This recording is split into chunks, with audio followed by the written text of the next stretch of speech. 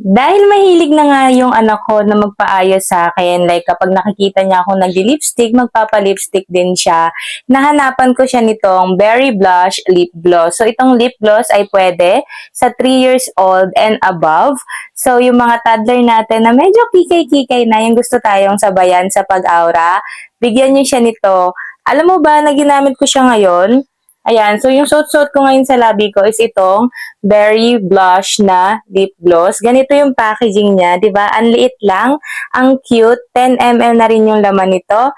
Tapos, ang gagawin natin is ipipress lang natin. Yan, pag may nakita mo na may lumabas na lip gloss, pwede nyo na siyang ilagay. Ayan, ilagay sa labi ng anak nyo. Pero ako, personally, nagustuhan ko to ha. Nakaka-moisturize siya. Tapos, ang ganda ng...